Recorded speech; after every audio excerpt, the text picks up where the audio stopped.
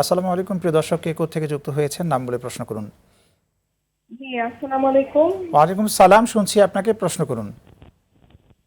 জি, আমি রামপুরা বনশ্রী থেকে বলছি। জি জি। আচ্ছা, আমার প্রশ্ন হচ্ছে যে আহ, ইসলামী শরীয়তে মানে ডিভোর্সের প্রসেসটা কিভাবে করে দুই ফ্যামিলির থেকে? ওকে, আপনি বা থাকুন আমাদের। স্বামী স্ত্রী কি রাগ করলেই কি কিছু বললেই কি তালাক কি হয়ে যায় নাকি ইসলামী শরীয়তে? আর ডিভোর্সের। আরেকটা জি কোশ্চেন। জি, প্রিয় বোন, থাকুন আমাদের সাথে, আপনার করা প্রশ্নের উত্তর দিয়ে আমরা আমাদের আলোচনায় ফিরবো। আমরা দর্শকের প্রশ্নের উত্তর দেবো, নিঃসন্দেহে আপনি শুনেছেন প্রশ্নটি। জি জি, একটা প্রথম ডিভোর্স। প্রশ্ন ছিল না, একটা ডিভোর্স, তার আগের হ্যাঁ, প্রশ্নটা ছিল এটাই ইসলামের। আচ্ছা, ইসলামের ডিভোর্সের যে বিধানটা, ডিভোর্স এবং বিবাহ, এই যে যে বিষয়গুলা, এটা এটা হাদিসে আসছে যে কেউ যদি ইচ্ছাকৃতভাবে করুক, অনিচ্ছাকৃতভাবে যদি কাউকে ইজাব কবুল করে, বিবাহ হয়ে যায়। তালাকের ক্ষেত্রে এরকম। তো তালাক, দেখেন, আমি কয়েকজন সাক্ষীর সামনে যদি এই কথা বলি, বলল যে কোনো মেয়ের পক্ষ থেকে যে এত টাকা দেড় মোহরে আমি আমার মেয়েকে তোমার কাছে বিবাহ সুপর্দ করতেছি, সে যদি বলে কবুল সাক্ষীর সামনে, তাহলে কবুল হয়ে যায়। খালি কবুল ওইটুক বললে যে বিবাহ হয়ে যায়। বিবাহ হওয়ার পরে তার উপরে অসংখ্য দায়িত্ব, ওই নারীর সমস্ত খরচ, ওই নারীর সন্তান হবে তাদের খরচ বহন করা ওই ব্যক্তির উপর দায়িত্ব হয়ে যায়। তার আব্রু ইজ্জতকে হেফাজত করার দায়িত্ব হয়ে যায়। তদ্রূপ যেই জবানের দ্বারা কথা বলার কারণে দুইটা পরিবারের মধ্যে সম্পর্ক হয়ে যায়, না স্বামী স্ত্রীর মধ্যে সম্পর্ক হয়, আবার সেটা ছিন্ন হয় কিন্তু জবান, মানে মানুষের জবান।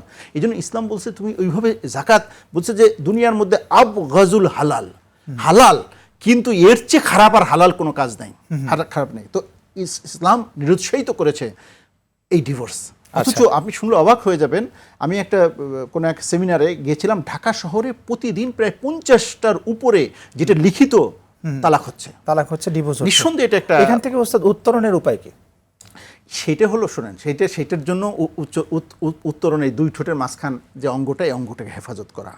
স্বামীও হেফাজত করবে, স্ত্রীও হেফাজত করবে। যত ডিভোর্সের ঘটনা হচ্ছে, আমরা বিষয়ে আলোচনা করবো। একজন দর্শক আমাদের সাথে যুক্ত হয়েছেন। জি, আসসালামু আলাইকুম প্রিয় দর্শক, কে কোথা থেকে যুক্ত হয়েছেন নাম বলে প্রশ্ন করুন। আমি মামুন রেজা বলছি নওগাঁ থেকে। আমার তিনটি প্রশ্ন। জি জি, প্রিয় ভাই, প্রশ্নগুলো করুন। মৃত পিতা মাতার জন্য এবং মৃত আত্মীয় স্বজনের জন্য কি কি দোয়া করব আর কি কি আমল করব? আর 2 নম্বর হলো রিজিক বৃদ্ধির জন্য আমরা কি করতে পারি, কি কি আমল বা দোয়া আছে? জি, 3 নম্বর প্রশ্ন।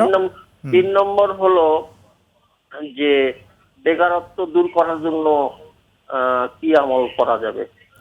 3 নম্বর প্রশ্নটি কি বললেন? বেকারত্ব দূর সংস্কারের জন্য। জি জি জি, ওকে, থাকুন আমাদের সাথে। আপনার করা প্রশ্নের উত্তরগুলোতে আমরা যাব। আগের প্রশ্নের উত্তর সম্ভবত শেষ হয়েছে কিনা, যদি হয়ে থাকে তাহলে আমরা মোটামুটি আমাদের মৌলিক যে বিষয়টা সেটা হলো যে ইসলামে এই তালাকের বিধানটাকে হালাল করেছে, কিন্তু এর চেয়ে নিকৃষ্ট হালাল আর ইসলামে নাই রয়েছে জমিনের মধ্যে। কারণ এর দ্বারা দুইটা পরিবারের মধ্যে, দুই স্বামী স্ত্রীর মধ্যে তাদের যে সন্তান থাকে তাদের হক নষ্ট করা, অনেকগুলো বিষয় জড়িত। সুতরাং আমাদের সবচেয়ে বড় কথা, এবং এই তালাক হওয়ার যে মৌলিক যে কারণটা, সেই কারণটা হলো জবান। শুধু এই একটা অঙ্গ যদি আমরা হেফাজত করতে পারি, তাহলে কিন্তু তালাক একেবারে জিরো টলারেন্সে চলে আসবে। এটাও জানতে চাচ্ছিলাম যে শরীয়ত এখানে আমাদের কি দৃষ্টিভঙ্গি দিয়েছেন, যে এই তালাক থেকে আমরা বিরত থাকতে পারবো, স্বামী স্ত্রী বিচ্ছেদ আমরা ঘটাতে থেকে বিরত থাকতে পারবো, এই ধরনের তো একটা দৃষ্টিভঙ্গি আছে। দেখেন, আল্লাহ দেখেন, আমাদের বাবা মার কত হক আল্লাহ বলছেন, কিন্তু এই একটা রিশতা, অর্থাৎ স্বামী স্ত্রী, এটা এমন রিশতা যেটা দুনিয়াও চলবে, আখিরাতেও চলবে। মৃত্যুর পরে আপনার স্ত্রী, আপনি যদি জান্নাতে হন, তাহলে আপনার স্ত্রী আপনার ওখানে সে যদি বিশেষ করে ইমানদার হয়, তাহলে সেই কিন্তু আপনার স্ত্রী হবে। তাহলে যেই সম্পর্কটা শুধুমাত্র নিজের ভাই বোন কিন্তু একই জান্নাতে থাকবে, পাশাপাশি জান্নাতে থাকবে, প্রত্যেকটা ব্যক্তিকে আলাদা আলাদা জান্নাত দিবেন, সেখানে আমার জান্নাতে কিন্তু আমার স্ত্রী থাকবে।